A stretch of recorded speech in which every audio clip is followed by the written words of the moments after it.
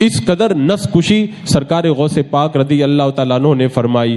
آپ کی جو نفس کشی کا جو زمانہ ہے، اللہ اکبر، ایک بار فرماتے ہیں کہ حضرت خضر علیہ السلام میرے ساتھ میں ہو گئے اور وہ میرے ساتھ میں رہے اور کہا میری موافقت کرو گے؟ میں نے کہا ہاں میں موافقت کروں گا. بولے میں ان کے ساتھ میں رہا اور پھر مجھ سے بولنے لگے کہ آپ یہیں پر بیٹھے رہیں، میں واپس آتا ہوں. اب سرکار غوث پاک کو حضرت خضر علیہ السلام بٹھا کر کے چلے گئے. اب کوئی اور بندہ ہوتا 1 گھنٹہ انتظار کرتا، 2 گھنٹہ، 4 گھنٹے انتظار کرتا. سرکار غوث پاک فرماتے ہیں میں نے پورا 1 سال ان کا انتظار کیا.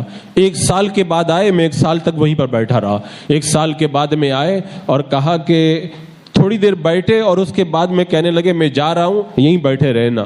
چلے گئے اور پھر گئے تو ایسے گئے کہ سال بھر تک واپس آئے ہی نہیں. سال بھر کے بعد واپس آئے، تھوڑی دیر میرے ساتھ میں بیٹھے اور پھر بولے کہ یہیں بیٹھے رہنا، میں آ رہا ہوں، اور پھر چلے گئے. 3 سال تک انتظار کرانے کے بعد میں حضرت خضر علیہ السلام واپس آئے. ساتھ میں کچھ نان تھے اور کچھ دودھ تھا. کہا اب میں تمہارے ساتھ بیٹھ کر کے کھانا کھاؤں گا.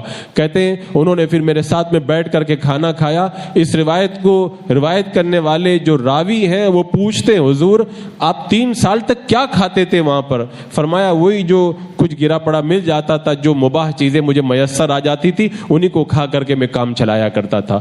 بتاؤ 3 سال تک ایسی بھوک اور پیاس کو برداشت کر کے مجاہدات کرنا. اگر نفس کو مارنا ہو تو سرکار غوث پاک کی یہ تعلیمات ہماری بڑی مشعل راہ ہیں، لیکن یہ ہمارے لیے بڑا مشکل مسئلہ ہے. کم از کم یہ تو ہم کر سکتے ہیں کہ اپنی جائز خواہشات پہ عمل کر کے، ناجائز چیزوں سے پرہیز کر کے قادری غلاموں کے اندر اپنا نام صحیح طور پر درج کرا سکیں.